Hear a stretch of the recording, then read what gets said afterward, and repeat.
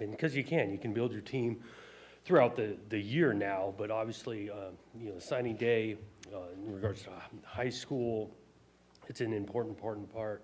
A couple things just overall about this class that we like a lot. Heavy dose kind of on this inside-out approach, right? It's 7 from the state of Michigan, 2 from Ohio, 1 from Illinois.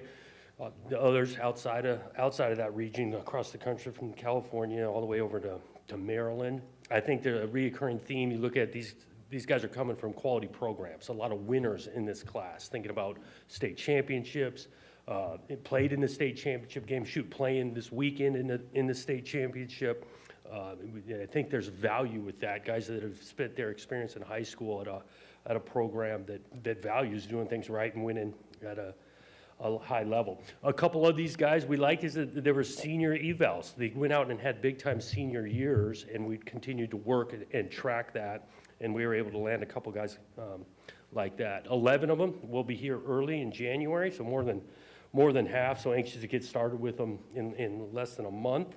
And so with that, there's a lot of work done. I wanted to say a few thank yous. One, the coaching staff for sure. There's a lot of asking them to take another step in evaluation and relationship building, trying to dig deeply into that. The coaching staff really worked really hard on that. Our recruiting staff, our recruiting department, scouring, watching tapes, finding angles. There's a lot that goes into this recruiting side of things.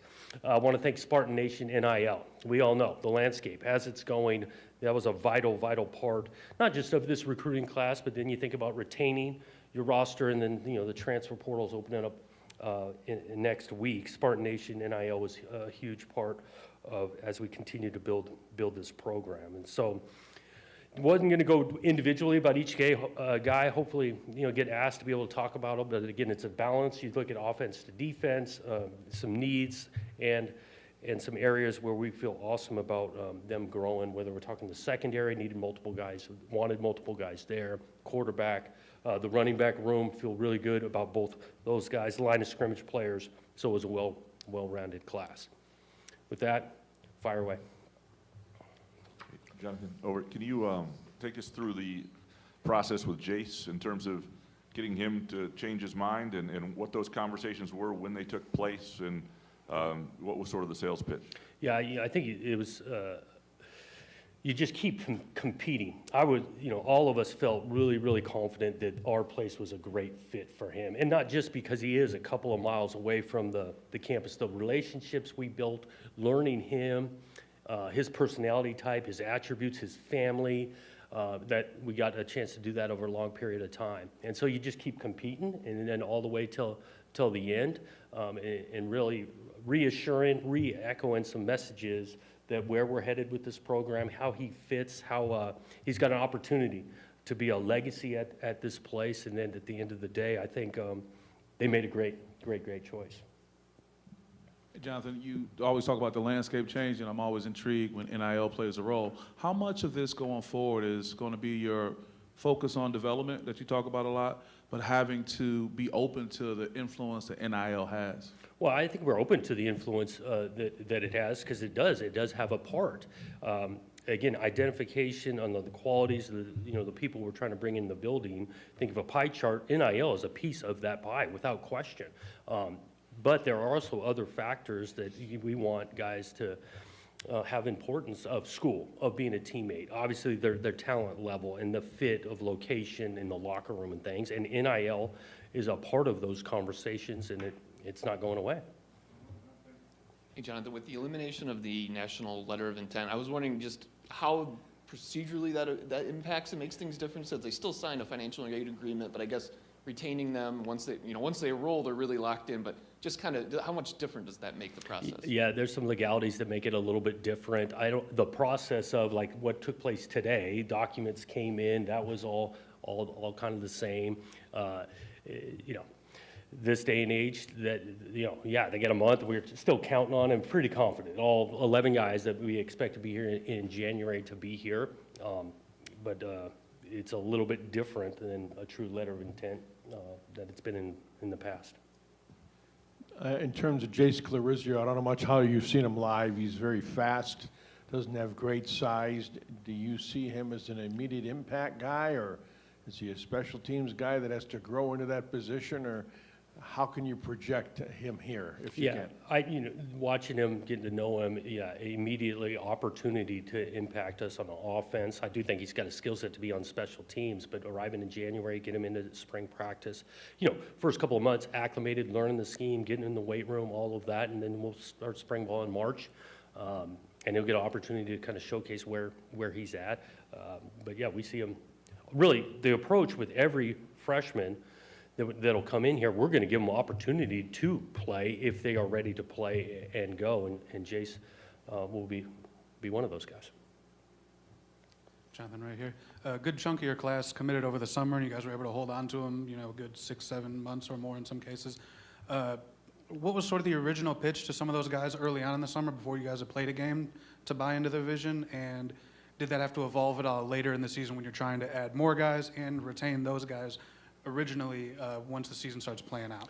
Yeah, it's a good question. I don't think the pitch or the selling points totally changed, right? What we talked about in June in regards to what this place can be, how we're going to go about it in regards to development on and off the field, competitively in practice, in the weight room, all of that stayed the same. I do think we talked to the guys in June and just forecasting. We're going into year one. Year one, sometimes there's some bumps in the road and all of that. I think that helped as the season went on because we did have a few bumps in the road. Later guys that maybe committed later toward the scene, some of it they could see it on TV, on the team, the way they competed and things, and then they saw some opportunity that they wanted to be a part of that. And so some of those conversations were a little bit different than maybe June.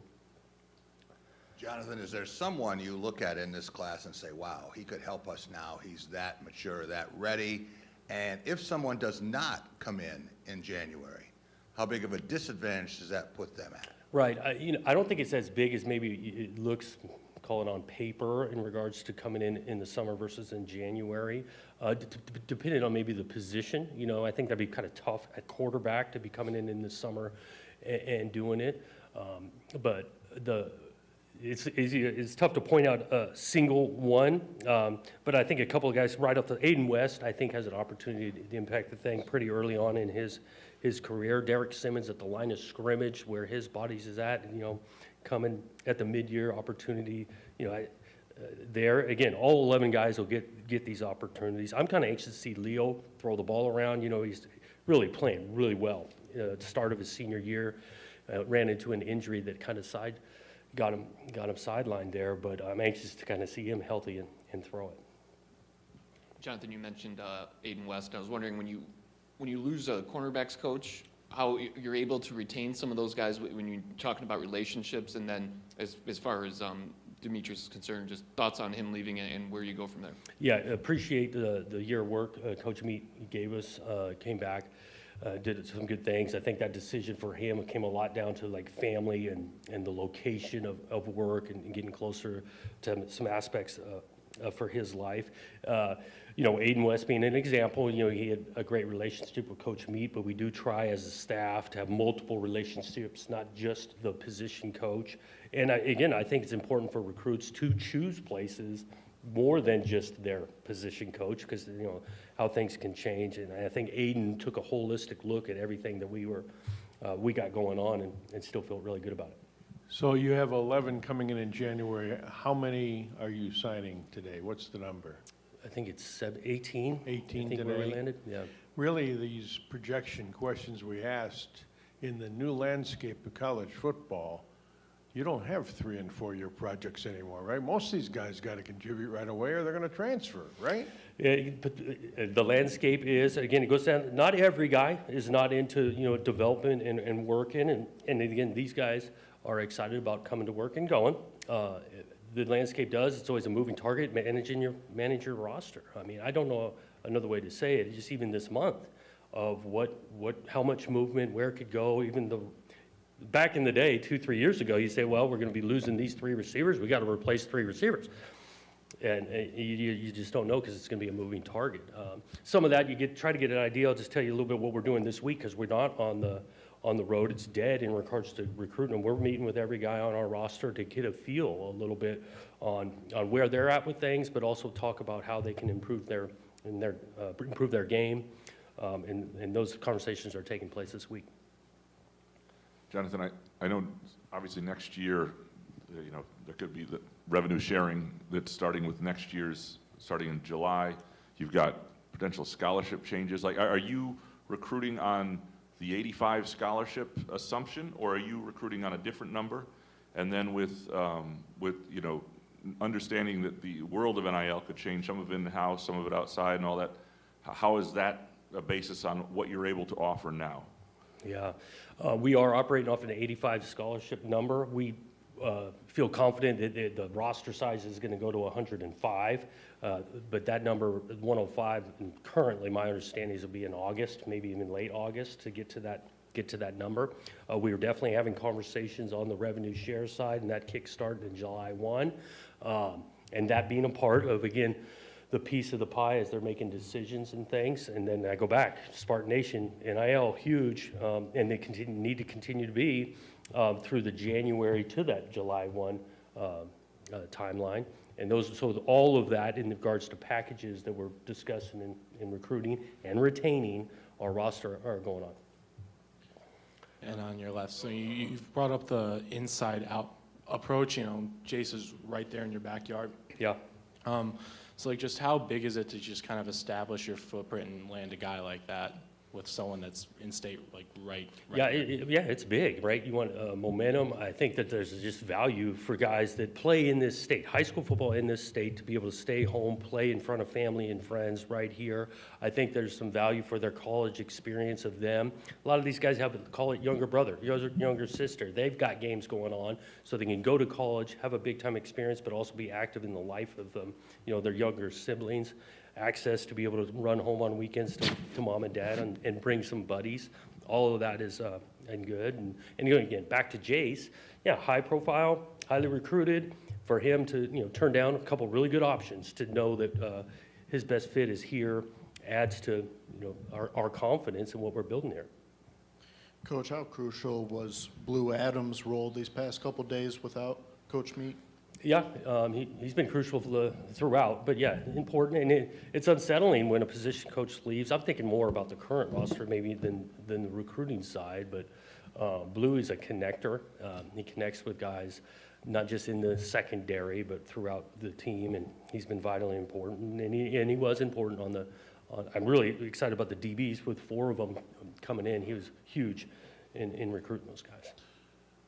Jonathan, get into the weeds a little bit just a second ago, referring to Jace, not only winning and recruiting someone out of your backyard, but the elephant in the room was that he was committed to a major program in Alabama, national championships in recent years.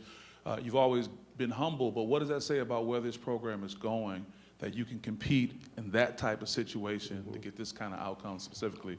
Yeah, I think it shows we can compete at the highest level. A couple of these guys had really high-profile options, and we were able to have them choose us and then believe in us. And so I think it shows a great direction of where we're headed. I'll say this a little bit, though. We are going to make our own evaluation, too. And so we like guys, whether they're highly sought after, but also like guys that have great senior years and continue to work and fit us. So we want to be able to compete at the highest level and also trust deeply our own evaluation. Jonathan, I was wondering, do you expect, I know obviously things are fluid when you're recruiting the portal as well, but do you expect any to remain active in this 2025 class with the February signing period? Potentially, yeah. I'm definitely not going to have 18 run up in here in February, but yeah, you're always trying to build your roster 365, and if there's continue to be a few high school players out there that fit us, yeah, we won't be shy to do that in February. Jonathan, you had 3 players from Orchard Lake St. Mary's. I think that was a school that you visited early on, soon after you got the job. What's it been like to get in there, meet those people, begin to recruit, get 3 commitments, watch them win a state championship, all those things? And can you comment about those 3 players?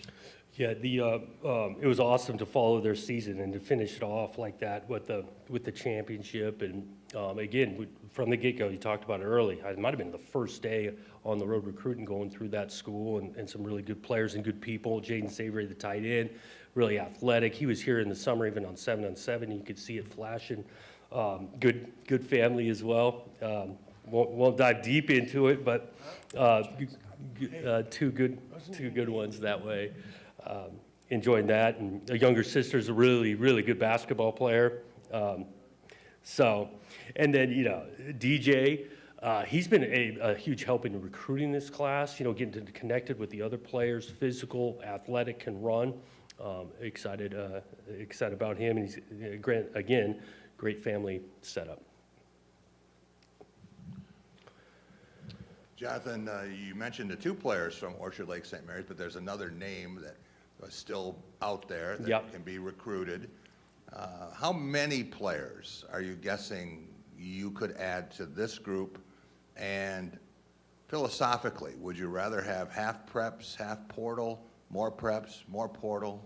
Yeah, I think philosophically, just where this landscape continues to go, it's probably going to be closer to this 50-50 mark. I think early on, still like the idea of majority high school and you supplement through the portal, but just as this landscape and with so much movement and player freedom to move, I think, again, we're not going to just, we have to get to 50-50, but I just think that might be a reality.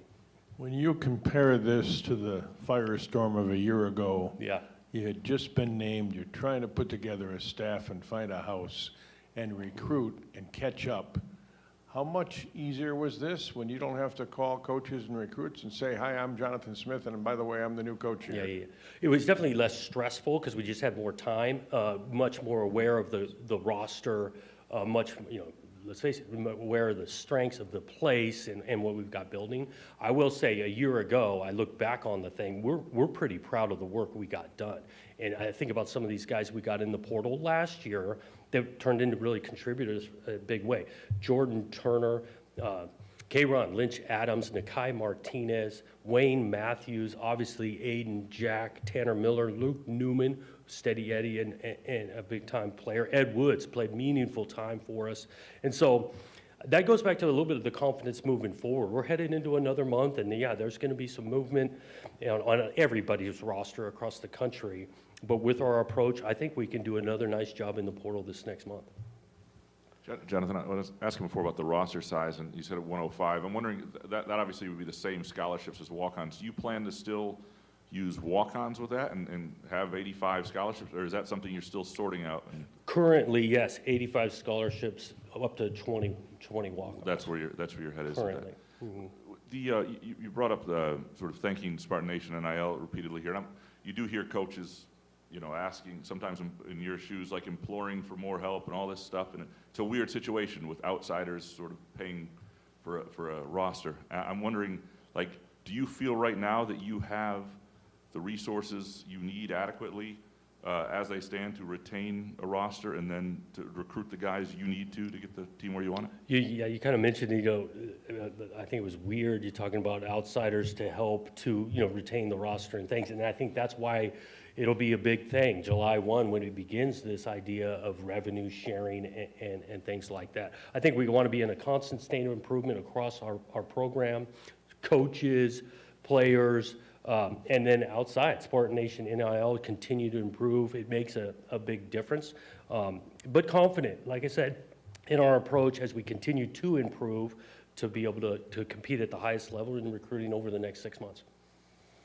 Talked about Leo a little bit, but what stood out with him and why was he a good fit? Loves football. That stood out right off the top. Going to the high school, and he wants to sit down and talk skiing. He wants to get on the board and all of that. We actually had identified a relationship with him early on, all the way back to Oregon State.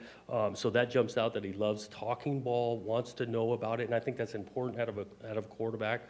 And then, yes, his natural skill set of passing the thing. He's not just a thrower of the ball, he's a passer of the ball. Strong arm, athletic, good sized and all that, but he's a good passer of it. Hey, Jonathan, I got a couple of things for you. The linebacker, Leonard, I don't want to mispronounce his last name, but... Ayu. Yeah. Ayu? Okay. Yeah. Sort of what's his story, a little bit of an older guy, and how do you keep in touch with a guy like that where... you guys had the past relationship. Just how'd that come about? That was a big part of it. It was the past relationship because, again, it was a couple of years ago recruiting them at Oregon State. They came and visited that place and built built a relationship there. Awesome experience for him to go on a mission, which he'll complete. I think it's the end of March, early April, and he'll be back. Was able to stay in touch mostly through the family, just FaceTime with the parents about leading up to Thanksgiving. You talk about good people. These guys, it was a Sunday before Thanksgiving. They're having their Thanksgiving dinner on that Sunday, because what they do on Thanksgiving is really have a meal for all others in the community and things. And so that relationship, Coach Suanoa, deeply in that one. We're excited to have him. Real quick, where was the mission? And is there any, like, I don't know if concerns about, like, Russ football? Like, has he been Sure. doing football things for a couple Yeah, of years? Like, I believe it's in Samoa is where he's at on a mission. And without question, and we know these, and we've had guys come back from Mormon missions that, yeah, it's going to take a little bit, and he's moving around. But he gets back here in April. He has a full summer of training. We feel great that he'll be able to get in shape. And then the other thing I was originally going to ask is when you talk about Demetrius leaving, will that be sort of how much will Joe Rossi lead that, being his side of the ball, and how much will you delegate or collaborate there? What will that Definitely look like? collaboration. Joe heavily involved, that defensive staff, without a doubt. And I just take those decisions, they're important in things. And so we've got a lot to sell. We've got a lot of interest, high profile, call them resumes that are interested in the job. We'll find the right fit. But definitely me and Joe conversating about that one. I'm curious about the two Dakota kids, Damari Malone, Justin Bell. What do you like about them, and do you see yourself kind of, accessing that Dakota pipeline more? Yep, Damari, athletic, football means a ton to him too, physical brand of ball, good family again. Justin really did a nice job in our camp in the summer.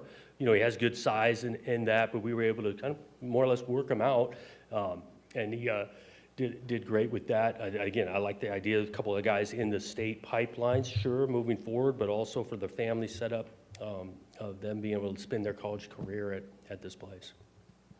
Yeah, can you talk about Braylon Collier, wide receiver? Looks like he's a really excellent leaper and Production, yep. You look at it, even the year he's having the production, natural hands, can run. I think he's skilled for a high school player in route running. Another kid that's coming from a big-time place, huge championship game for him this weekend.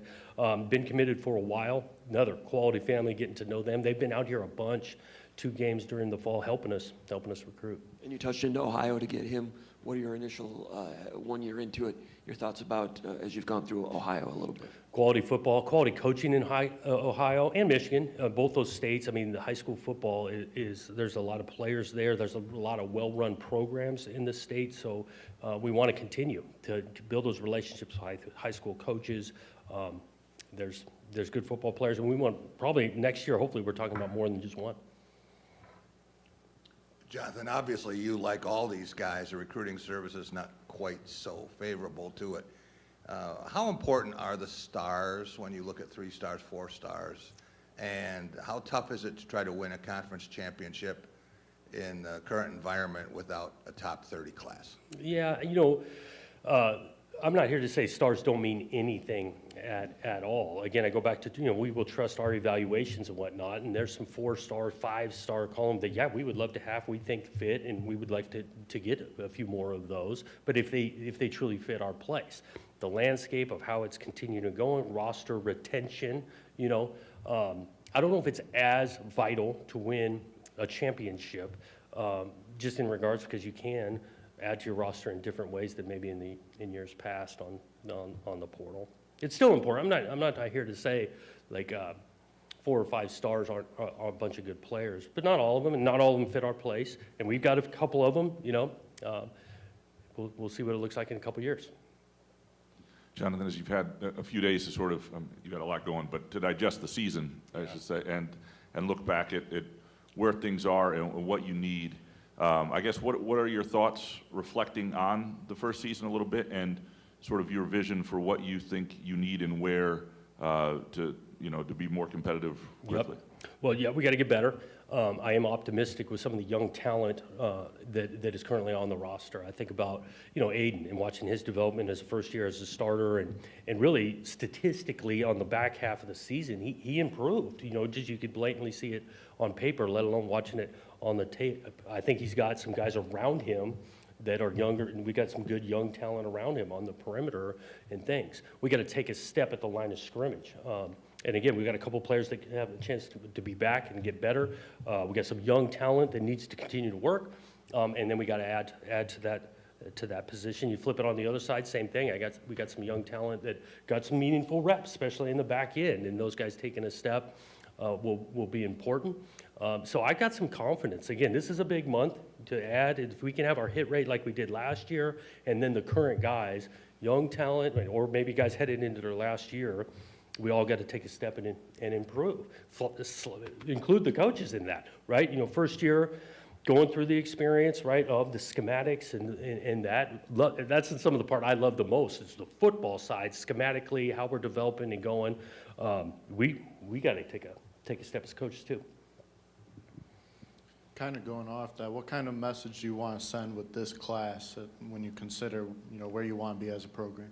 Yeah, we count on, this is part of the recruiting process with this class. We do feel like, first year laying a foundation, we want to be a place of ascension, and these guys are going to contribute to that in a big, big way. Jonathan, as you're going through your evaluations or exit meetings or whatever, I was wondering if you have any guys who have eligibility left that are going, like a guy like Nate Carter who did the senior day thing, but he's got a year. Just anybody that fits in that category?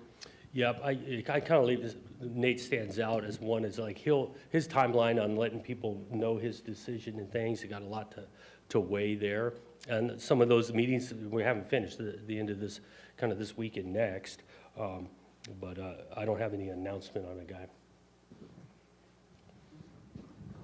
Jonathan, maybe I'll start with this. How important, when you talk about this era, coming and going, trying to retain guys, how much more important is that in the part of evaluating the character and the mindset, that type of stuff? How much more important is that, I guess, and how difficult is that just in general?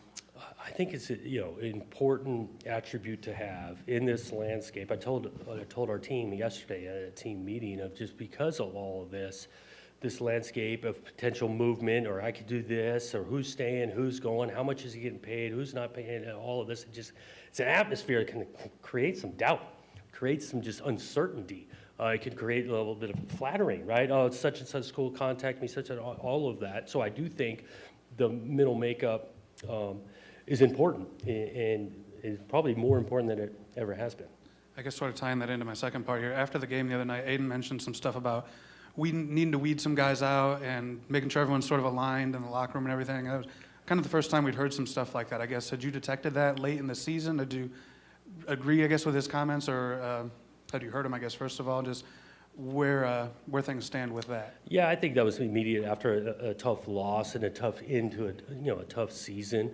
He's got high standards. He's competitive in those things, and I think there's probably some truth to we want to get this thing in a better place, which I'm really confident we can next year. I'd say better place record-wise, and he wants to be a part of that, and I think he kind of owned himself as well as time to stepping up. He's been a leader in that room, but we had a ton on that previous year, and we got a ton that have the potential to be retained on the leadership side.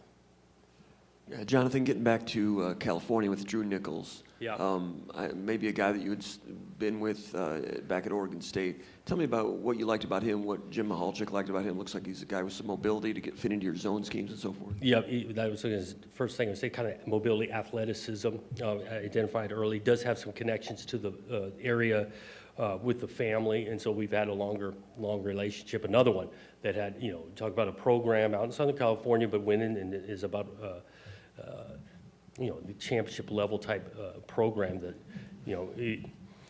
good kid, loves football and is athletic and has family ties to the Midwest out this way. Jonathan, when you think about the college football playoff now, 4 Big Ten teams seem to be locked into it, to the 12. And you go out recruiting and you're a member of the Big Ten Conference.